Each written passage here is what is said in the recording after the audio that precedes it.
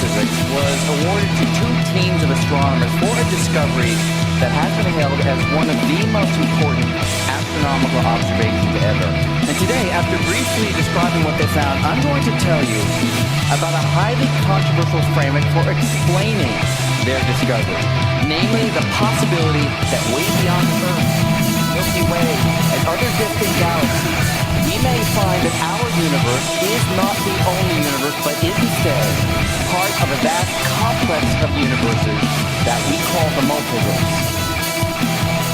Bienvenue à tous dans le multivers de G pour KBSF. Bienvenue sur les ondes de G pour KBSF. Je me présente Gabriel, le Trash Talker, celui qui aime les faits. Puis aujourd'hui, je pense qu'on parlera pas trop de faits parce que je suis avec Carl de KBSF. Comment ça va, Carl? Hey, moi, ça va numéro 1. Gab, je suis tellement content de partir ça ce matin avec toi. On avait parlé, on avait collaboré dans le passé.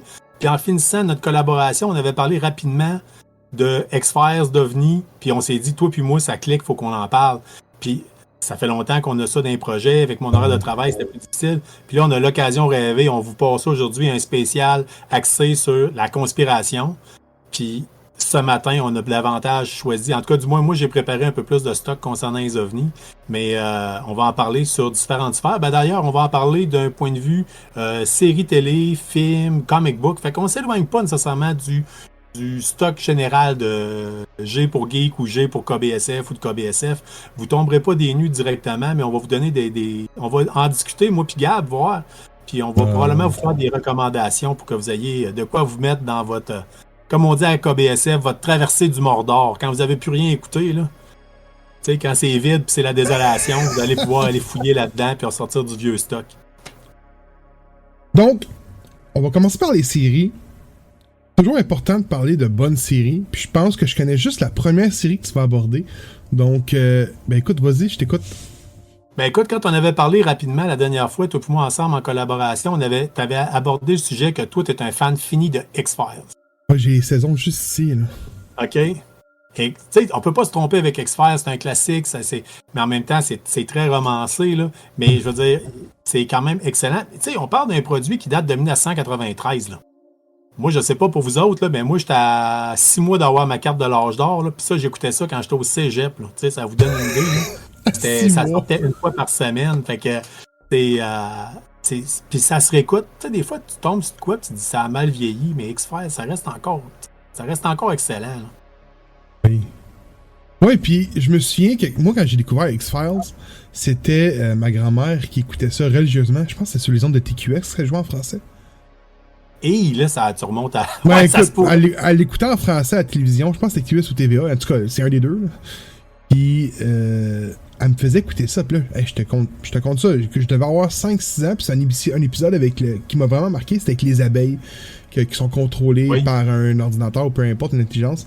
Puis, je me dis après tout, aujourd'hui, pas que ma grand-mère m'a fait écouter ça à l'âge que j'avais, mais j'ai tombé en amour avec la série, puis même aujourd'hui, je l'ai écouté plus de 10 fois, là.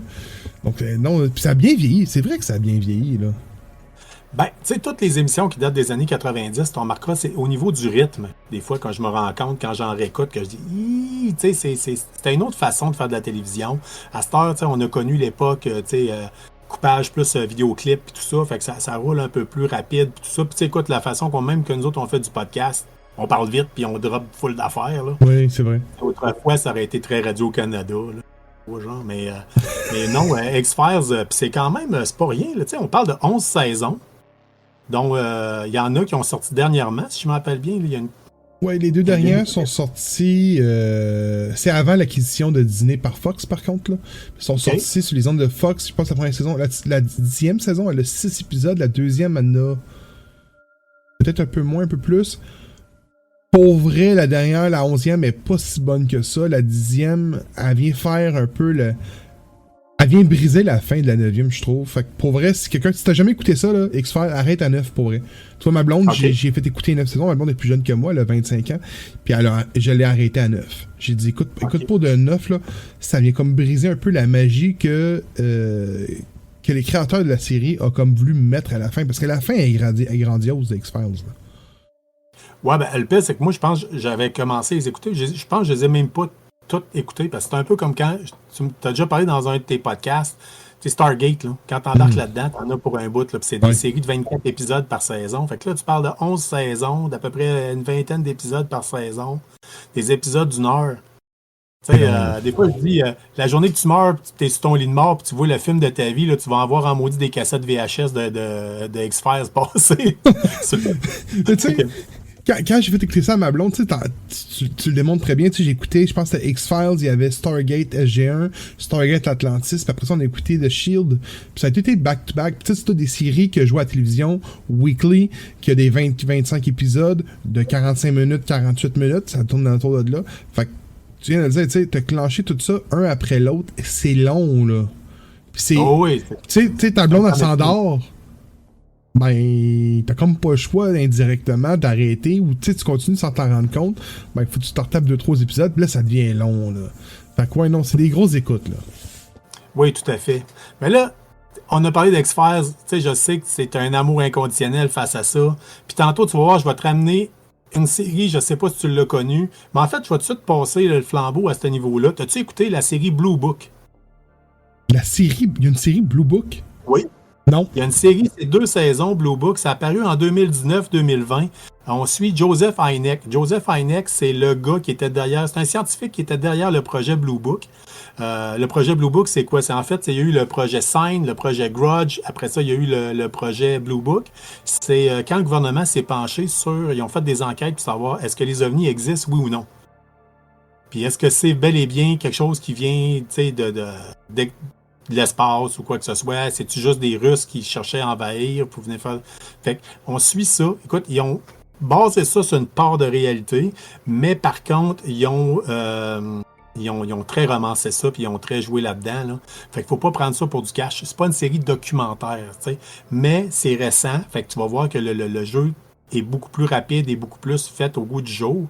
Puis, ça, si t'as aimé X-Files, tu devrais adorer ça parce que tu suis 2 personnes. Un peu le mélange Mulder-Scully. Là. Tu vas avoir Hynek, qui est le scientifique qui veut croire aux extraterrestres. Puis t'as un autre, je pense que t'as un colonel de l'aviation qui fait partie de son équipe, que lui, son but, c'est de faire en sorte que personne n'y croit. Il faut démystifier tout ça puis dire non, c'est la planète Vénus ou quoi que ce soit. Là. Puis, au travers de ça, vous allez... Les 2 saisons, je dois dire la deuxième est beaucoup moins bonne. En tout cas, la finale, là, ça a été garoché, là, mais vous allez quand même avoir un bon divertissement. Vous allez voir les cas. C'est une belle façon pour rentrer puis vous demander j'ai-tu le goût de fouiller dans le phénomène ovni? Vous allez voir Roswell, Flatwood, Hodgkinville, le Skinwalker Ranch.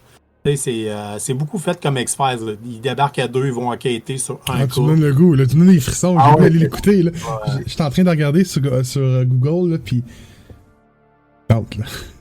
Ah ouais, ben écoute, moi j'y ai pensé à toi quand j'ai vu ça, puis là je me suis dit, je peux pas croire que t'as pas vu ça. Christian Page, là, qui est quand même une sommité dans le domaine du journalisme, d'enquête au niveau du paranormal, a lui-même dit, des fois le monde il demandait sur certaines de ses pages, qu'est-ce que vous pensez de la série?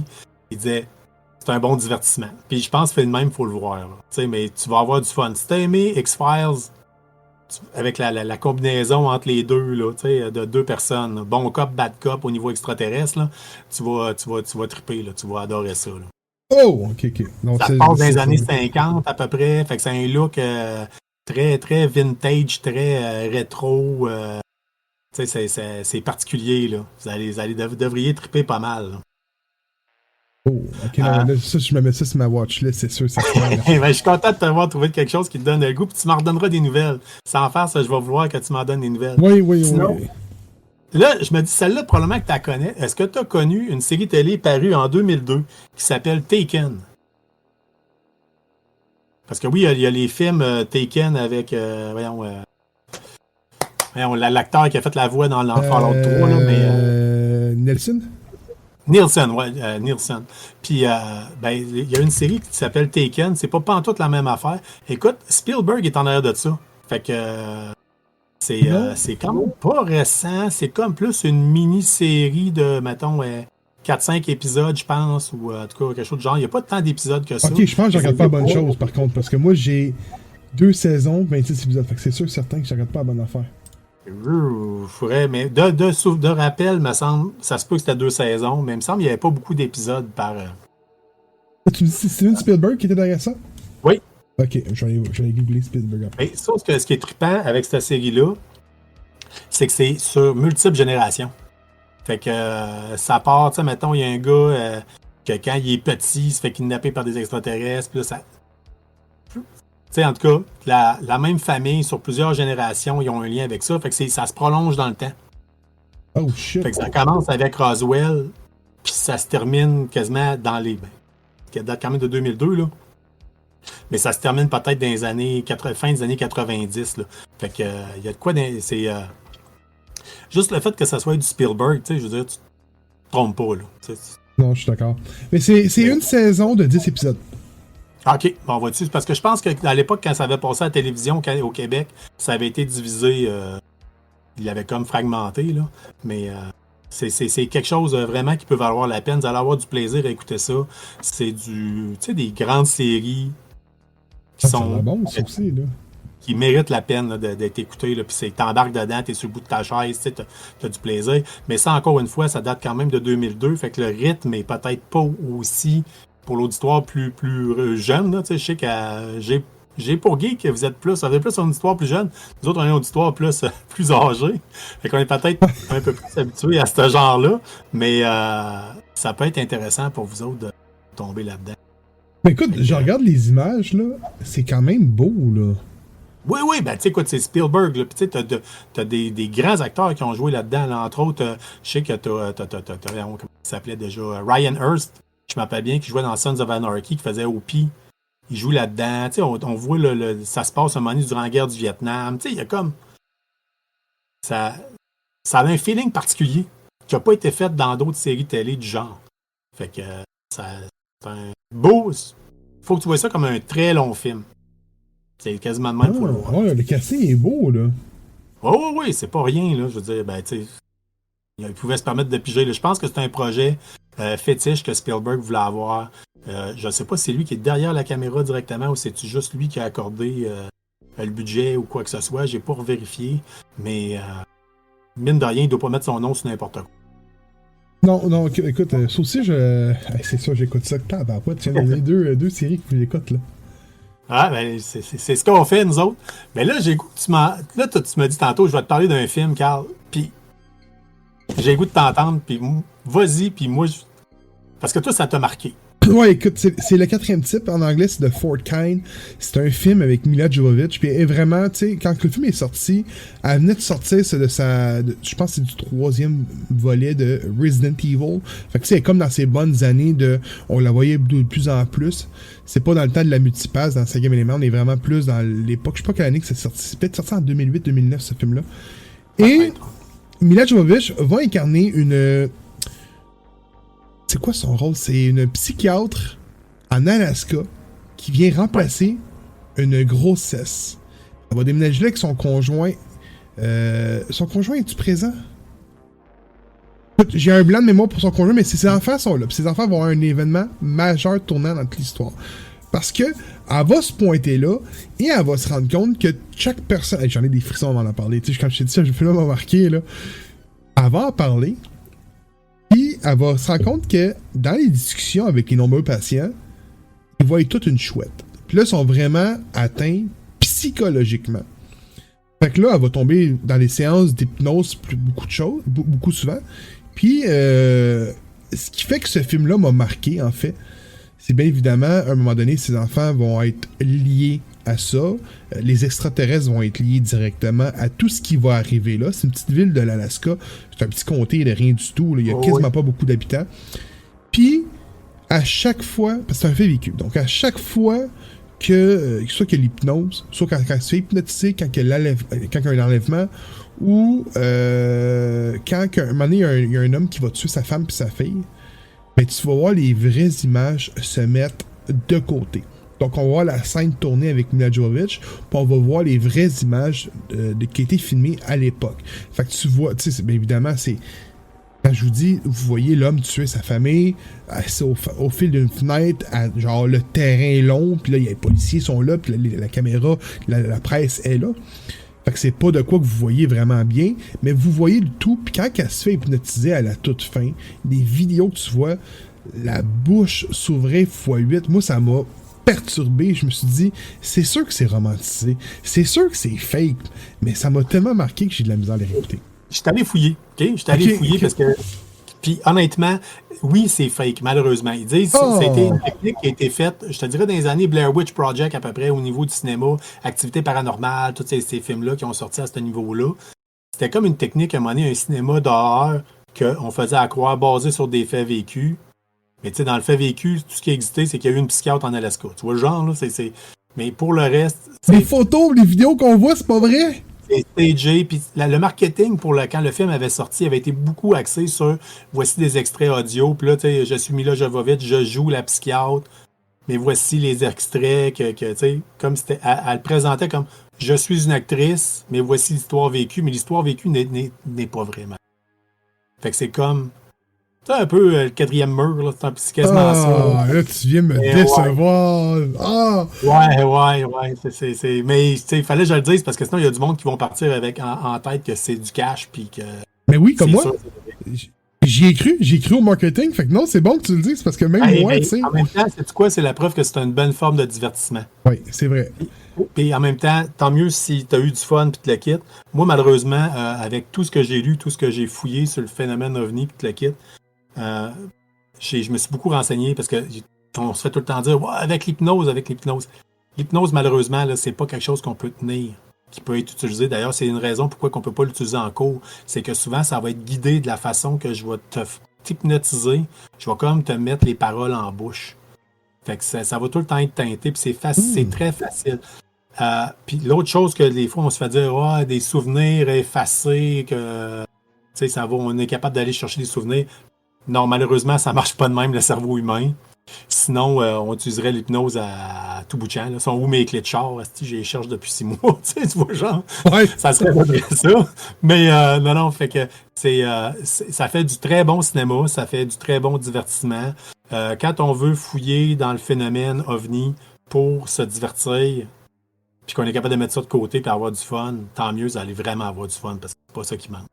Mais si vous voulez y aller avec recherche de vérité, c'est un peu plus complexe. Mais oui, Fort Kind avec Mila Jovovich, c'est un très, très bon divertissement. Écoute, je vais te laisser après ça prendre le relais. Hein? Mais je vais te parler d'un autre film qu'on a couvert en podcast. Ah, vas-y fort. OK, mais je vais te laisser aller parce que je me souviens plus du film. Ça, c'est moi tout craché. Fait que je vais aller le chercher. Mais, fait que vas-y. Ben écoute, là, je peux peut-être bien commencer à parler de livres, parce que j'ai quand même sorti une sélection de livres.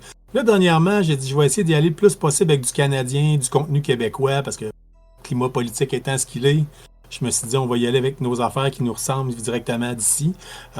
Si je commence avec la base, pour n'importe qui veut s'intéresser au phénomène ou quoi que ce soit, puis voulait avoir un côté réaliste, puis pas tomber dans les conspirations. D'ailleurs, check, j'ai mon petit casque en papier d'aluminium, là. Oh yes! Empêcher que le gouvernement m'écoute, là. Mais je le garderai pas, là. Mais on a Christian Page, dont j'ai parlé tout à l'heure, qui est l'enquêteur du paranormal. Très connu dans la région de Montréal. Très connu. Passe à Salut Bonjour, passe à un paquet d'émissions. On le voit partout. Tu sais, je veux dire, il a fait plusieurs ouvrages. Celui-là, c'est OVNI au Québec. C'est un bon ouvrage, bien fait. Comme d'habitude, c'est du journaliste d'enquête, plus que d'autres choses. Écrit avec la plume de Christian Page. C'est tout ça, tout de suite, là. Puis on parle quand même d'une brique de 300 quelques pages, puis vous allez la dévorer, puis c'est comme entrecoupé en chapitres, fait que ça se sépare très bien. Puis là-dedans, on parle beaucoup de certains cas qui ont eu lieu au Québec, dont on va parler de l'OVNI de la place Bonaventure, pour vous autres, la gang de Montréal, ça doit vous parler énormément. Ouais, j'étais né, là, mais j'étais pas lucide, mais j'ai vu le documentaire qu'il avait fait sur Canal D, là. Ah ouais, ben il y a eu bien du stock. D'ailleurs, ça a beaucoup changé dernièrement là, au niveau scientifique. Là, on est en train d'avoir des explications davantage. L'OVNI de la place Bonaventure, l'affaire Malbeuf, qui est une madame qui dit qu'il y a une soucoupe volante qui s'est posée sur son toit en plein centre-ville de Montréal, si je me rappelle bien, puis qui a vu des extraterrestres là, dans les années 50-60, il me semble. C'est assez capoté. Sainte-Marie-de-Monoir, où c'est qu'il y aurait eu un OVNI qui se serait posé, puis pendant longtemps, le gazon est resté vert. En plein hiver, que ça c'est. Christian Page, c'est une de ses premières enquêtes qu'il avait faites. Il avait été directement prendre des samplings pour faire tester en laboratoire le sol. Puis c'était impressionnant. Là. Il y avait des choses qu'il ne comprenait pas à l'époque. Puis là, encore une fois, il l'explique, il revient là-dessus en disant ça fait quasiment 40 ans, puis je reviens en arrière, puis je retourne, puis je refouille. Puis fait que non, c'est très intéressant. Et il parle, entre autres, de la créature de Coleraine. Coleraine, c'est où? C'est à côté de Thetford Mines. C'est un petit village en Beauce où c'est qu'il y aurait eu, dans les années 70, une apparition d'OVNI avec une rencontre du 4e type. Fait que c'est... Les enfants auraient vu une créature qui a été surnommée le barbu de Coleraine. Puis c'est un cas assez incroyable parce que c'est dans plusieurs livres internationaux, on en entend parler des fois. Moi, je suis allé sur place. J'étais allé sur place là-bas parce que j'avais loué un chalet juste à côté. Puis à un moment donné, je regarde la carte et je fais t'as de Coleraine, c'est à 15 minutes, là, on va aller mettre de l'essence puis on va aller là. Puis je suis allé directement sur le site où c'est que les enfants auraient vu la créature, sur un rocher dans un cimetière. Je suis monté sur le rocher. J'étais allé là pour le trip de dire j'ai 2 pieds où c'est qu'il y aurait eu quelque chose de bizarre de même. Puis il y a rien de... mettons, comme, pas sponsorisé, mais mis au public, comme, mettons, tu vas à Roswell, là, c'est bourré d'effets de... Non, au contraire, même que, tu sais, j'ai déjà entendu dire que quand tu y vas, ils n'aiment pas ça, eux autres, les locaux. Tu sais, parce qu'ils sont réputés pour être la gang de soucoupe volante, là, tu sais. Tu viens de Coleraine, je voyais du monde dans certaines pages d'OVNI qui disaient c'est ça, je me suis fait écœurer tout mon secondaire parce que je venais de là, tu sais. Mais c'est capoté parce que moi, ce qui me fait rire de ce cas-là, c'est que la famille qui a vu ça, c'est la famille Bogus. Mais tu sais, quand on dit Bogus, c'est un mensonge, tu sais, c'est chiant quand tu y penses. Ouais, fait que moi, j'ai une photo là, que j'ai pris directement là-bas. On voit une grosse pierre tombale marquée Bogus, famille Bogus, puis aligné avec le rocher où c'est que l'OVNI serait apparu, là, la créature. Ça a été... c'était comme un rocher creux. Là, ils l'ont bouché avec du ciment. Probablement que ça devait être justement pour éviter que tout le monde y aille, que les jeunes aillent boire de la bière en cachette. OK. Mais Christian Page, OVNI au Québec, ça date de 2020. On parle d'un ouvrage, comme pas mal des ouvrages de Christian Page, c'est disponible facilement au Québec. Je suis sûr que vous allez être capable de le trouver.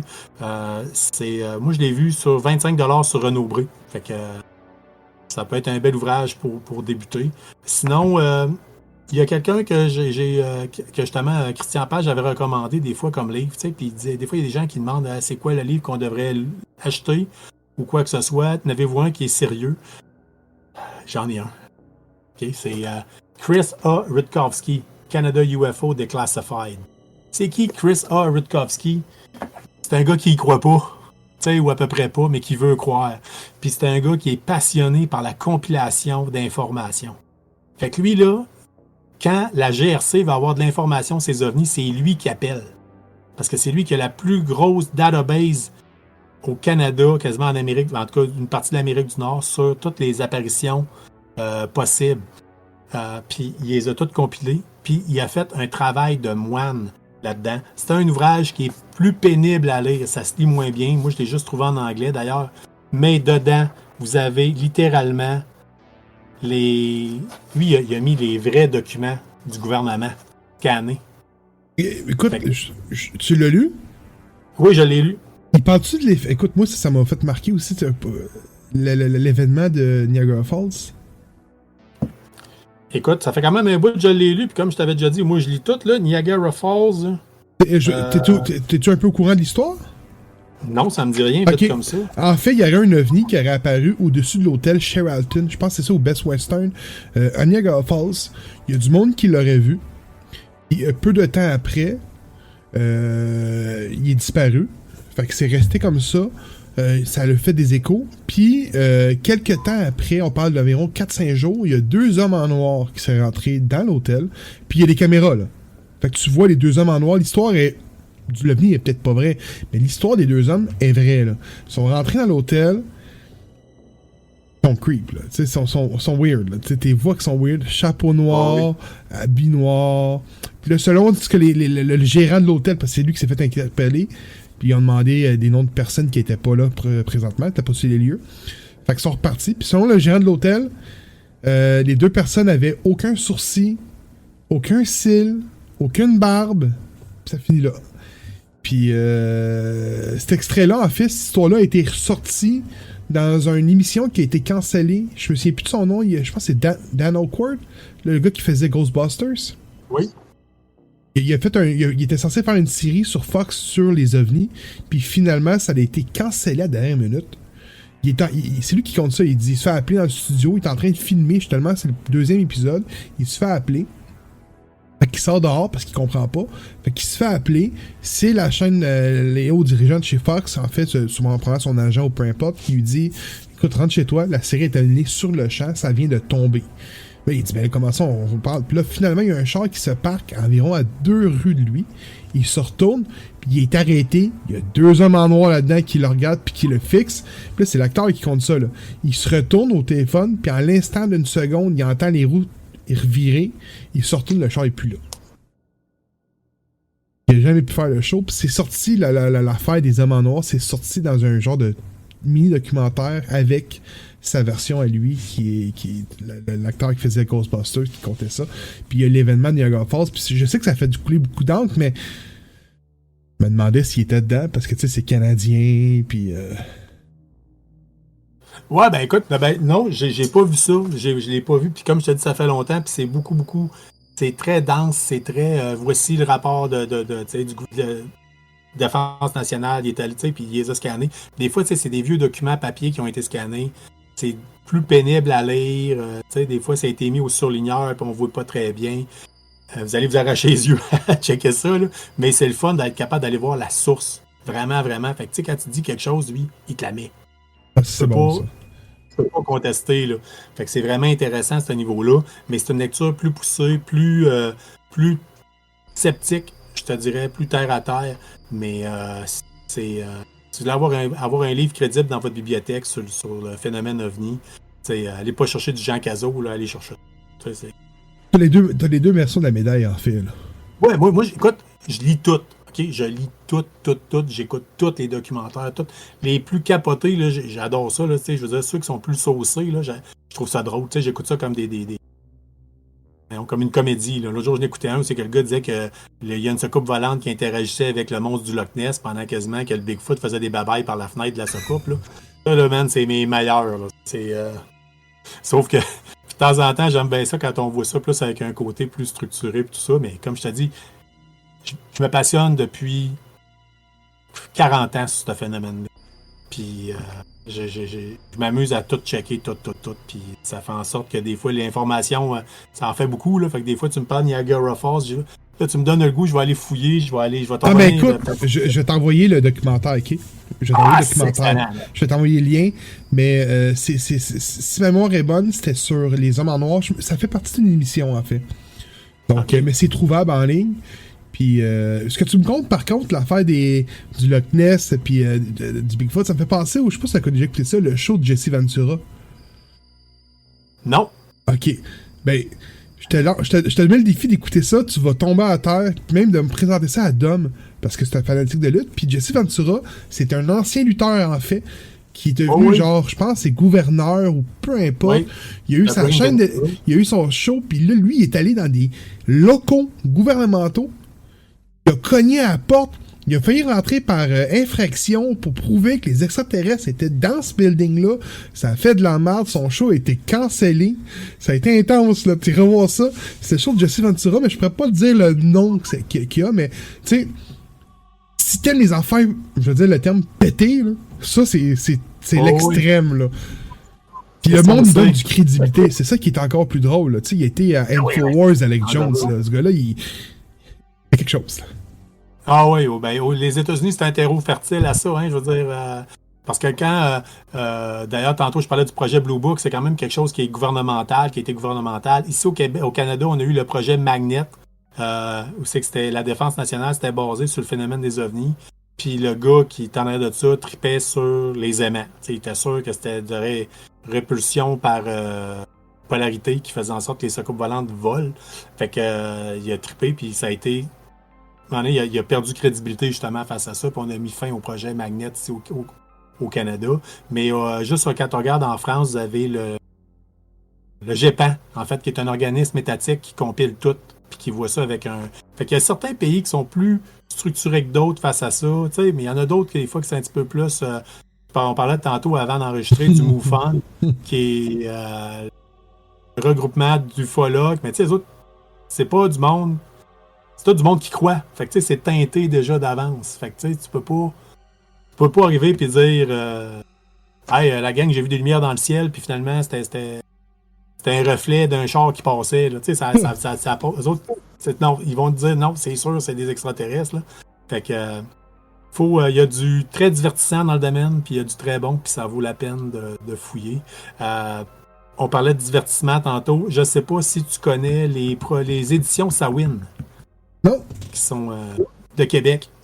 Les éditions Sawin, c'est qui, entre autres, en l'air de ça? C'est Nick Michaud, un gars qui s'est fait connaître beaucoup par son amour du métal, qui a fait beaucoup d'illustrations sur le domaine du heavy metal. Ils ont des bandes dessinées, d'ailleurs, sur les groupes heavy metal du Québec. Il y en a un premier tome. Ils ont des bandes dessinées sur Bière dessinée, que Beerman avait déjà parlé à un moment donné. Ok, je connaissais pas la maison d'édition, mais oui, je sais c'est quoi, là. Bon, ben écoute, Nick Michaud, à un moment donné, on se mettait à se parler d'OVNI et tout ça ensemble, parce qu'il a fait une bande dessinée qui s'appelle Les 5 plus grands mystères extraterrestres au Québec. C'est de la bande dessinée québécoise. C'est un produit très, très local. Vous êtes capable de l'avoir sur leur site internet, puis encore pour la faire shipper. C'est un peu le principe, comme des nouvelles littéraires, 5 petits cas, le style de dessin, tu sais... 5 dessinateurs différents et tout ça. Mais pour un produit québécois, je trouvais ça le fun. Puis ça traite des cas qui ont eu lieu ici, au Québec. C'est vraiment... Puis vous allez l'avoir pour pas trop cher. Ça peut être une belle addition à votre bibliothèque. Si vous tripez davantage quand ça... au Québec. Puis Nick Michaud, là, d'habitude, il est là dans toutes les Comic-Con. Salon du livre. Puis ça va y faire... Moi, ça fait plusieurs fois qu'on interagit avec, puis j'adore ça. Puis il va certainement vous faire une dédicace. Là. Je veux dire, c'est vraiment trippant, cette là. Puis c'est le fait... C'est le fun de jaser avec. Fait que non, j'ai adoré cette bande dessinée-là. C'est peut-être le style de dessin, si vous êtes habitué à du stock vraiment de qualité, vous allez peut-être trouver que c'est plus amateur, mais du moins, c'est un produit québécois, puis c'est un produit qui parle de situations qui ont lieu. Est-ce qu'on peut y croire? C'est la question. Oui ou non, vous ferez votre propre opinion, mais ça fait partie du charme. Hein, je veux dire, quand on parle de est-ce qu'il y a de la vie dans le cosmos, je pense qu'on a la certitude qu'il y a de la vie dans le cosmos, il y en a. Est-ce que c'est des extraterrestres avec un casque en vitre puis des antennes? C'est là la question. Mais, ça peut être une particule, ça peut être n'importe quoi. Là. Ben écoute, prends une cuillère d'eau, là. Puis tu regardes ça, puis tu regardes dans ta cuillère d'eau, tu te dis, ben il n'y a pas de requins, donc les requins n'existent pas. Mais tu sais, dans le fond, le cosmos, c'est l'infini. Fait que c'est pas parce qu'il n'y a pas de requins dans ta cuillère d'eau que ça veut pas dire qu'ailleurs, il n'y en a pas. Puis ça l'amène la question, tu sais, est-ce que les extraterrestres, ça existe, c'est une vie intelligente, là, c'est-à-dire, est-ce qu'elle existe dans le cosmos? Oui, non. Si elle a-tu pris contact avec nous autres? On le sait pas. Mais... est-ce qu'il y a une raison pourquoi ils ne veulent pas prendre contact avec nous ou quoi que ce soit? Est-ce qu'un jour, on va avoir un contact avec eux? On pourra en parler énormément. Puis tantôt, on a oublié, en parlant de série télé, on a oublié de parler de Three Body Problem. Tu écoutais ça? J'ai pas écouté ça, mais je sais que je pense que c'était Steven qui l'avait parlé. Tu vas capoter. Non, mais tu sais, c'est un autre style, là, ça fait... Mais c'est très, très particulier, puis tu vas être sur le bout de ta chaise quand t'écoutes. Fait que Three Body Problem, ça a sorti dernièrement, puis d'ailleurs, il devrait avoir une saison qui devrait sortir sous peu. Moi, je me peux plus. Puis, Mais, écoute, tu me faisais parler à ça. C'est bon au moins que t'as pas parlé de le grand maître du domaine, là, Ancient Aliens, là. Je pense que c'est nos ancêtres les extraterrestres en français, là. Oui. Ça, c'est... Bolo Poulos, c'est quelque chose du genre, là. Hey, ça, c'est quelque chose, ça. Oui, ben écoute. OK, bon, ça, je vais te démystifier quelque chose tout de suite, là. Moi, là, je pense que c'est le premier livre qui m'a fait embarquer dans le domaine. Rencontre avec les extraterrestres, c'était tout ça. En tout cas, c'était un livre de Edward von Daniken. Ouais, l'allemand, là? En fait, c'est un Danois, si je m'en rappelle bien. Écoute, lui, il a dit ouvertement, un moment donné, il a dit, c'était de la bullshit, j'étais au chômage, j'ai écrit un livre. Puis là, à cette heure, ce qui est capoté, c'est que là, ils l'ont recontacté, ils ont dû peser fort sur le chèque, puis là, étrangement, à cette heure, c'est non, j'ai jamais dit ça, c'est tout le temps... c'est lui qui est dans le show, là. Oui, ben, pas le gars avec les grands cheveux, là, tu sais. Non, c'est celui qui est un peu plus. Il y a une peut-être plus chubby, un ouais. monsieur. Ouais, ben lui, c'est Danny Ken. Il a quand même amené le concept que la vie peut peut-être venir de l'extérieur ou ici, qu'on ne peut plus être. C'est un concept très, très raciste, hein, d'ailleurs, de dire que certains pays ne peuvent pas avoir bâti des pyramides sans que des extraterrestres soient en arrière d'eux autres. Là. Fait que c'est. Mais ça fait un très bon divertissement. C'est vraiment j'ai à peu près tout en DVD. Tu sais, je veux dire, c'est un de mes shows que j'adore, tu sais, mais sauf qu'il faut garder en tête que ces personnes-là, ils ont un agenda caché en arrière. Nick Pope, qu'on voit aussi là-dedans, là, qui dit tout le temps moi, je suis le gars de la défense nationale britannique. Là. Quand on fouille Nick Pope, c'était le gars qui répondait au téléphone à la défense nationale britannique. Non! Puis là, ils entendent, eux autres, là, il était ministre de la défense nationale. Tu sais, fait que les informations sont truquées, sont gonflées. Mais ça se voyait. Mais c'est le fun comme divertissement. Ouais, c'est ça, c'est le fun à écouter. Tu sais, des fois, c'est. Mais tu l'as dit, tu sais, là, c'est gonflé. Puis souvent, t'écoutais de ça, puis. Ben, il y a comme une. Il y a déjà une explication à ce qu'ils disent, qui est déjà prouvé scientifiquement que c'est pas vrai, en fait. Ils montrent pas les deux côtés, tu sais. Mais il y avait une émission avec William Shatner, je pense que c'est. Une affaire, je pense que c'est. Ouais, c'est ça. Puis, il montre le truc paranormal ou la conspiration. Puis s'il y a un truc scientifique, c'est une réponse scientifique ou qui a été répondue à ça, il va la montrer. C'est ce qui est le fun, au moins, tu sais, c'est comme tu te laisses faire ta propre avis, quelle médaille côté que tu veux. C'est pas juste une côté de médaille, puis let's go, c'est ça, puis vas-y à fond, parce que t'écoutes Ancient Alien, puis t'écoutes ça religieusement, puis tu y crois. Et sans ton chapeau en aluminium, là. Oh ouais, t'es parti, là, puis enlève tes plombages, parce que le gouvernement a mis des micros dedans, là. En termes de saucer, là, il y en a, puis il y a du très bon, puis il y a du très mauvais, puis des fois, il faut voir le très mauvais comme étant un divertissement d'attitude. Puis des fois, le très mauvais va parler de certaines situations, certains cas qui valent la peine d'aller fouiller par vous autres mêmes après. Tu sais, je veux dire, puis de vous autres aller avoir du fun, tu sais, aller fouiller puis aller investiguer. C'est vrai. T'avais-tu une autre BD? J'ai le goût de terminer l'épisode avec le fait que je t'avais fait parvenir un comic book. Ok, on va regarder ça sur la glace. Je vais parler du film que je voulais parler. On va finir avec celle-là. Ouais, on va finir avec celle-là. Le film que je veux parler, je sais pas si tu l'as déjà vu, c'est No One Will Save You. Non. C'est un film muet. Il est sorti en 2023 sur Disney+, en exclusivité. Donc, en fait, c'est une fille qui parle pas. Du moins, elle parle, mais il y a toujours quelque chose qui va arriver quand elle va parler.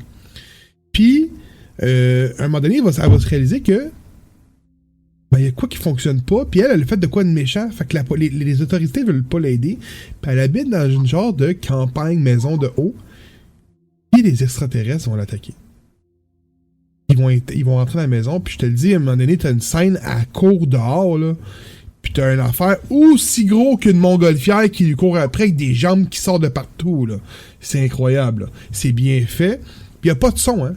Comme je te dis, y a pas de son, puis comme tous les autres de ce type de film-là, à un moment donné, elle est sous le lit, puis elle va sous le lit, elle se cache, puis là, t'as comme tu vois les jambes, tu vois les longs bras, les se penche, tout ça. Tu sais, tous les stéréotypes qu'on a dans ce genre de film-là d'horreur, un peu, s'y retrouvent. Puis ce film-là est vraiment une scène, puis la fin, elle te déboussole, en fait, parce que le film, comme je l'ai mentionné, c'est un film muet, il y a une histoire d'amour au travers de tout ça, sauf que c'est un film d'extraterrestre. C'est pas un fait vécu, c'est vraiment un film romantique. Je pense que c'est basé sur un roman à la base. Puis si t'as jamais écouté ça, vas-y, là. C'est sur Disney+. C'est 1 heure et demie, je me souviens bien, pas plus. Ça vaut le détour, là. Moi, j'avais bien aimé le film, là. Ben écoute, tu sais, dans le style un peu horreur, tu sais, tout ce qui est muet, là, ça l'amène, les jumpscares, là, sont fouissants. Ouais. Si t'écoutes le vieux Nosferatu, là, le vieux, le premier de tout, là, c'est en noir et blanc. T'as même pas de son. Fait que tu sais, quand il te pogne par la gorge, tu sais, c'est comme, tu le vois pas venir, là, t'as pas une musique qui te fait qui t'amène à ça. T'as pas d'effets spéciaux. C'est 100 fois pire. Fait non, mais là, tu me donnes le goût énormément, puis c'est accessible, là, les plateformes Disney+, tandis que certaines séries, tantôt que je parlais, vous allez devoir malheureusement les commander en DVD, fait que, ou en Blu-ray, mais ils sont pas tout le temps disponibles ou passés par des techniques un peu plus louches. Mais Très, je regarde, là. Mais des séries comme Taken, tu parles, ou comme Blue Book, c'est sur... Blue Book, c'est sur Apple TV. OK. Ben, X-Files sur Disney, bien évidemment. C'est Oui. Fox. C'est Fox. Taken, j'ai pas regardé, mais c'est le genre de truc qui va se retrouver sur Tubi. Oui, ben Tubi, c'est une belle source, là, d'ailleurs, pour avoir un paquet de bébelles un peu proches, là. Je vais aller checker, d'ailleurs, pour Taken. Justement, j'ai Just Watch tes mains, là. Fait que... C'est sur Prime. Moi, vois-tu, ça s'appelle Disparition en français. Moi, ça me marque indisponible sur mes plateformes de streaming. Mais je les ai pas toutes. Fait que vous pouvez aller fouiller. Vous tapez Taken. Disparition est une histoire multigénérationnelle qui se déroule sur 5 décennies et sur 4 générations. Ok, Fait que, il est sur Prime, mais c'est juste la fiche technique. Fait que probablement qu'à quelque part dans le monde avec un VPN, tu peux y avoir accès, là, j'ose imaginer, mais non, ici, c'est pas disponible. ouais. Mais ton film, ça s'appelle No One Will Catch You. No One Will Save You. C'est sur Disney+. Okay. Puis je te le dis, à chaque fois qu'elle arrive pour dire un mot, parce qu'à un moment donné, elle va se rendre compte elle va se faire attaquer, elle va prendre la direction du village, puis elle va arriver voir les autorités, puis comme je l'ai mentionné, elle a fait de quoi de mal. On sait pas c'est quoi, parce qu'elle parle pas. C'est relié à une histoire d'amour. Puis elle va arriver au policier, puis avant même qu'elle dise un mot, la femme du policier elle est sur place, puis elle va faire quelque chose qui fait en sorte que elle parlera pas. Elle va arriver pour parler au téléphone, il va arriver de quoi qu'elle parlera pas. Fait qu'elle parle jamais. Puis à la fin, je te le dis, c'est un fucked up event qui se passe que tu comprends plus rien. Là. Mais c'est un film qu'il faut être vu. Je te le dis, t'écouteras ça, tu m'en donneras une nouvelle, tu vas faire comme hey boy, c'est weird, mais c'est bien fait, puis les extraterrestres sont space là-dedans. Là. OK, ben j'ai hâte de voir ça, j'ai hâte de fouiller. Ben, entre autres, là, parce qu'on en a parlé tantôt, le temps manque quand on couvre l'actualité geek en général. Oui. Puis, une des choses que nous autres, on couvre, c'est les comic books. Puis, je t'avais fait parvenir un petit comic book à travers, parce que t'avais gagné un prix avec nous autres. Je t'avais fait parvenir une pile de comic book, puis au travers, je t'ai mis celle-là, parce que je savais que ça allait t'intéresser. C'est Blue Book. Tantôt, j'ai parlé de la série Blue Book. Là, c'est, dans le fond, ça parle de tout en général. C'est tout le temps un cas d'extraterrestre à chaque fois, à peu près. Le look, vous allez voir, tu l'as montré, la bande dessinée, c'est bleu, noir, blanc. That's it. Ça a un effet très particulier, un style de dessin très particulier. C'est James Tynion Fort qui a fait ça, le 4e de son nom. C'est une grosse pointure dans le domaine du comic book que Sean m'avait expliqué. Puis effectivement, j'ai capoté. Ça est maintenant disponible. Vous pouvez être capable de l'avoir. Moi, je l'avais en single issue. Vous allez être capable peut-être de l'avoir en... Ouais, c'est ça, je t'ai googlé. Ouais, parce que c'est genre... Hein? Il y a 2 TP, en fait. Oui, c'est ça. C'est comme ça s'est fait sur deux saisons. C'est bon, c'est bien fait, c'est bon. Puis, je suis allé fouiller. Puis, des fois, il y a des choses que j'apprenais que moi-même, je savais pas à travers toutes les lectures que j'ai faites, que je t'ai retourné. Il y a peut-être des fois, tu sais, mettons, des couvertures alternatives. Quand on parle de l'enlèvement de Betty and Barney Hill, à un moment donné, on était capable d'avoir une couverture alternative que c'était comme un chien qui fait siphonner dans sa coupe volante avec les oreilles qui flottent au vent. Là. Il n'y a jamais eu de chien dans l'histoire de Betty and Barney Hill. Tu sais, tu vois le genre, là. Fait que des fois, il y a des petites variantes, mais c'est quand même bien fait. Puis vous allez partir avec. Vous allez apprendre sur Roswell. Vous allez apprendre sur l'enlèvement de Betty and Barney Hill. D'ailleurs, la première série est basée sur l'enlèvement de Betty and Barney Hill. C'est qui eux autres? C'est un couple, si je me rappelle bien, du Massachusetts qui était venu passer des vacances à Montréal.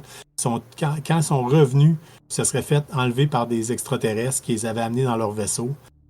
C'est le premier cas d'abduction, d'enlèvement extraterrestre, le premier cas de missing time. Le premier cas, puis c'en est un cas qui a été sorti avec l'hypnose, là.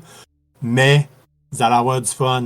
C'est pareil, là. Puis ça, tu parlais de quand je parlais avec Nick Michaud des éditions Sawin, m'avait dit hey Carl, pas loin d'ici, tu peux prendre ton char puis tu peux aller voir, il y a une plaque où c'est que la soucoupe aurait atterri là, aux États-Unis sur le bord de la route. Là.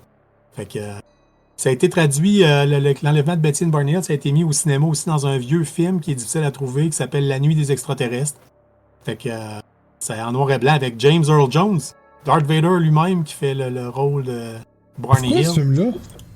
Moi, je l'ai jamais vu. J'en cherche une copie, là, mais en même temps, j'essaie de couper dans Amazon. Fait que c'est moins disponible un peu pour moi, là, mais ça reste que... Fait que projet Blue Book, vous allez voir, ça se lit tout seul, c'est bien fait, il y a une bonne recherche en arrière de tout ça, puis c'est ça. C'est un bon achat comic book. Ça perd pas tant de valeur d'ailleurs. Tu sais, des fois, il y en a qui perdent de la valeur des comic books là, rapidement. Celui-là, ben, déjà en étant d'avance avec James Tynion Ford, me semble qu'il avait gagné beaucoup de prix au niveau bande dessinée américaine. Fait que c'est pas n'importe quoi. Non, puis c'est pas cher. Il y a 24 US sur le site de preview. Ce qui veut dire probablement 32-33 piastres canadiens habituellement, là, que ça voisine. Fait que pour un TP. Donc les 2 TP, ça te revient pas moins de 70 canadiens, chose d'imaginer. Bon, ben, tu vois, je le transfère sur mon perdu, je savais pas que j'ai ça, mais c'est 35 qui sont les 4 canadiens. OK. Gab, ça fait pas mal le tour des choses que j'avais préparées. On espère que vous avez apprécié. Ah oui, oui. Dans le cas de nous autres, on a eu du fun à le faire. Ouais. Si vous avez le goût, on parlait tantôt, moi et Gabriel, de dire si vous avez apprécié le produit, n'hésitez surtout pas à le partager, mais surtout à nous le dire. Parce que je peux vous parler d'autres choses. On pourrait monter d'autres affaires. On pourrait parler de cryptozoologie. On peut t'amener tantôt un sujet, parler de fantômes. Il y a peut-être moyen de fouiller là-dedans. Les fantômes, il y a pas mal de trucs. J'écoute une émission religieusement qui joue sur un poste. Écoute, je dirais pas ça, il y a un peu de l'illégalité, mais un poste français. Puis okay. C'est une émission qui se passe dans un hôpital. Un hôpital, excuse. Donc c'est des affaires qui se passent, des affaires de fantômes qui se passent dans un hôpital. Puis là, est-ce que c'est fake? Je ne sais pas, il faudrait que je m'informe. Mais des fois, t'es comme, moi j'aurais crissé mon camp d'hôpital. C'est ça, il y a des passes des fois, tu sais, que t'as bien beau, comme je parlais de Christian Page, là, qui voit à peu près à rien, là.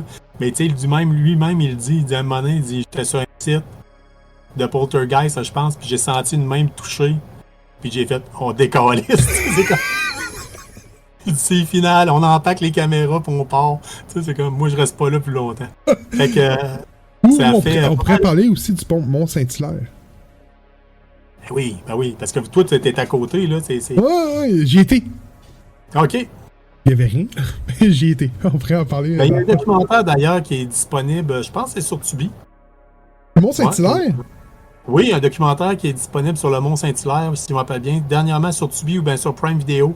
Il avait disparu, puis là, ils l'ont remis. Faut que j'écoute ça. Pas le meilleur, mais tu sais, c'est le fun parce que ça reste que c'est à côté de chez vous. C'est à côté de chez nous aussi. Là. Ouais, c'est pas oui. Je serais curieux de t'entendre là-dessus. Fait que Gab, merci de l'invitation. Ben, ça m'a fait plaisir aussi de faire ça avec toi. C'était super le fun. Comme que Carl l'a mentionné, si vous voulez qu'on en refasse, qu'on traite de d'autres sujets, n'hésitez pas à le dire. Pour vrai, moi, j'ai eu du fun comme autant que toi à le faire. Tu m'en as appris beaucoup. Il y a beaucoup de choses que je ne savais pas au courant. Toi aussi? Blue Book, un matin, quand j'ai lu ça ce matin avant le podcast, j'ai très bien aimé ça. Puis là, tu me dis qu'il y a des TP, je viens de le découvrir. Il y a des chances que je m'y procure très bientôt parce que l'histoire est très bonne. Fait que pour vrai, c'était très cool. Puis sachez que l'épisode va être disponible des deux côtés. Donc vous allez pouvoir. C'est notre intention qu'on a en tant que tel, là, de dire il fallait que je le dise! J'avais fait un épisode sans dire. C'est vrai, tu l'as pas dit. Tu viens de le dire. Ouais. C'était écœurant. C'est le projet qu'on a, c'est de mettre ça sur nos deux plateformes quand on va faire des collaborations comme pour KBSF, des épisodes, non pas juste quand Sean participe une couple de minutes à votre épisode, là, mais quand ça va être un épisode complet comme ça qu'on peut faire, on peut le mettre, on a l'intention de le mettre sur les deux plateformes, puis pour que ça soit le plus possible. Et faites-vous plaisir. Si vous êtes un auditeur de KBSF, allez écouter G pour Geek, puis si vous êtes un auditeur de G pour Geek, donnez-nous une chance à KBSF.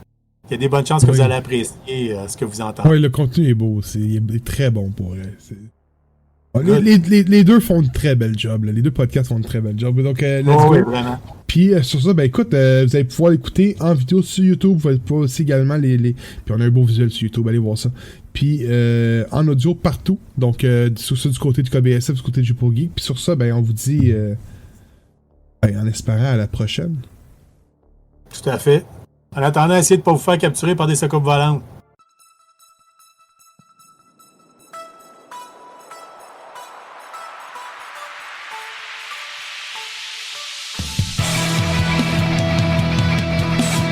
A few months ago, the Nobel Prize in Physics was awarded to two teams of astronomers for a discovery that has been hailed as one of the most important astronomical observations ever.